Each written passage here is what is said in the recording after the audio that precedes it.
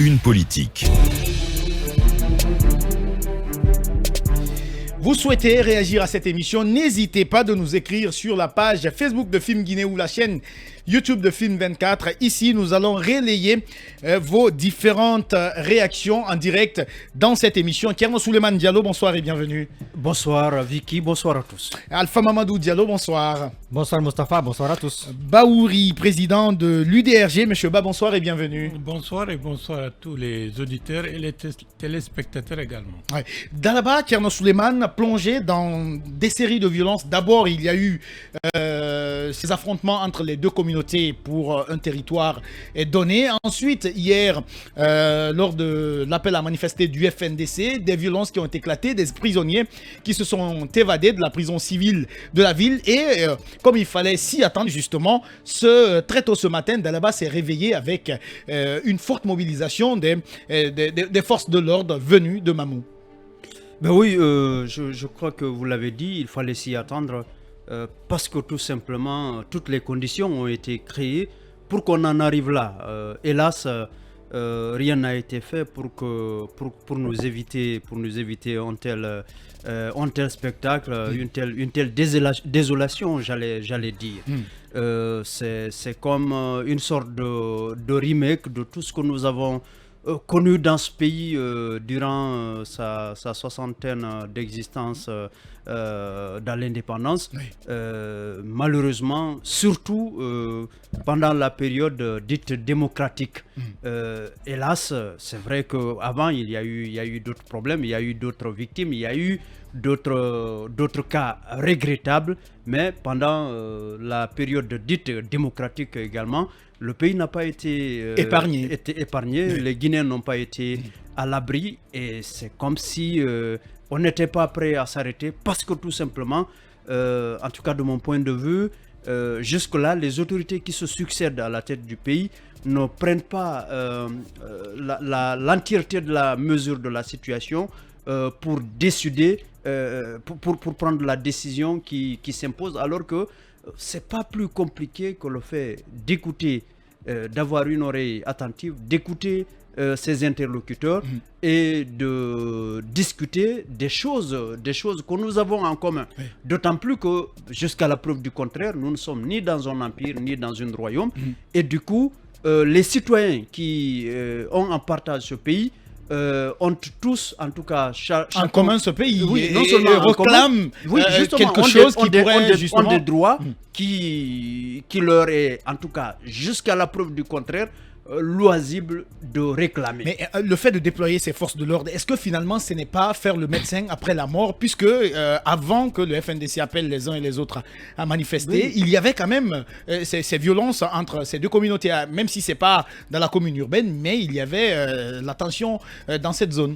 Non, déjà, le fait d'avoir laissé cette situation s'instaurer, c'était déjà un problème. Maintenant, il faut bien distinguer les deux situations.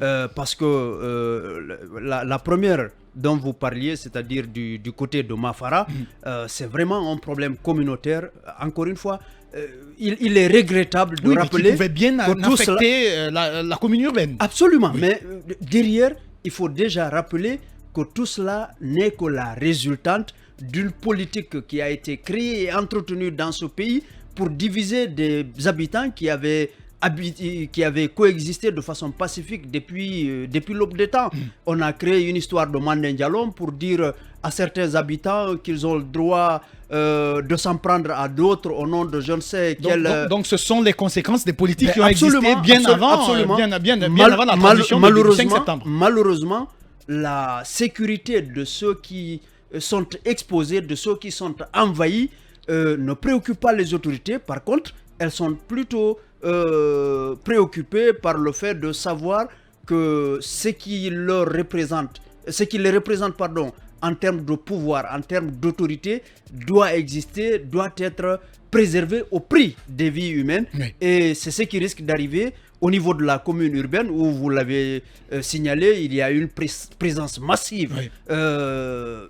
Moi, je parlerai d'agents en tenue, oui, parce que pour moi, le mot force de l'ordre dans ce pays-là, il a tendance à se galvaniser. Thierno Parce que Souleymane, non, quand même. non, Bien. écoutez Moustapha, la présence des agents en tenue ne veut pas forcément dire maintien d'ordre dans ce pays.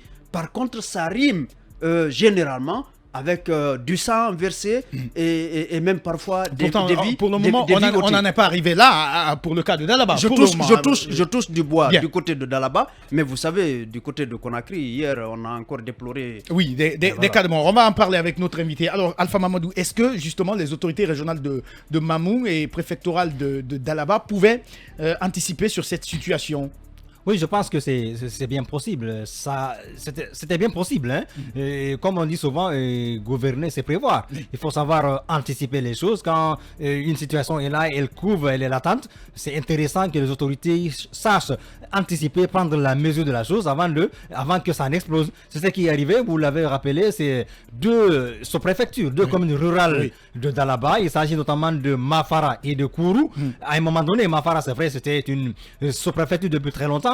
Mais récemment, avec la politique de décentralisation outrancière, non, de diviser pour régner plutôt. Oui, j'en viens, Thierno Souleymane, instauré par le RPG Arc-en-Ciel qui a voulu créer pas mal de choses, notamment Kourou finalement, qui a des habitants un peu particuliers. Alors, on a jugé nécessaire de faire de ce district-là une sous-préfecture qui avant relevait d'une autre sous-préfecture. Donc, ce qui fait que quelque part, il y a eu des frictions. Alors, il y a deux districts différents de ces deux sous-préfectures, Dinkoya et Kétigia, si je ne me trompe. Donc, ce sont ces deux localités-là qui se sont affrontées autour d'un domaine cultivable, selon ce qu'on a appris. Oui. Alors, ça, c'est depuis mardi, avant-hier. Oui, avant-hier. Donc, ça s'est passé Donc, avant-hier. exactement, Il y a eu beaucoup de blessés. pratiquement à 24 et finalement, heures. même le maire en tout cas, les autorités de Dalaba sont allées pour tenter de calmer le feu, d'éteindre l'incendie. Mais même les autorités ont été prises à partie et ils ont fini par prendre la clé des champs, comme on dit. Alors, Et curieusement, cela n'a pas nécessité la présence des forces de l'ordre. Oui, justement, il a fallu attendre. Il a fallu attendre qu'il y ait tous ces blessés et que ça dégénère hier à Dalaba-Ville pour justement donc les autorités de ce côté-là aussi les ont maintenus et pour voilà, non, il y a les autorités, un certain laxisme. Oui, les autorités de ce côté-là, justement, autorités. comme celle sur toute l'étendue du territoire national, ont fait le médecin après la mort. Oui, c'est un peu ce qui est arrivé, donc c'est vraiment regrettable. Il y a un certain laxisme qui s'est emparé des autorités et ça fait que le plus souvent on ne fait que déplorer les conséquences. Sinon, quand on sent qu'il y a un incendie qui va se déclarer, et quel que soit, et peu importe la qualité de l'eau à utiliser pour l'éteindre, il faut l'éteindre. Qu'elle soit de l'eau sale ou de l'eau propre, il faut éteindre l'incendie. Malheureusement, il n'y a pas cette faculté comment on appelle, d'anticipation qui doit pourtant animer, il doit être une sorte de leitmotiv des dirigeants en vue de parer à toute éventualité. Donc c'est un vrai problème. C'est un sérieux problème de responsabilité. Vous êtes bien sur FIM FM et dans Talk Politique, la suite dans un court instant.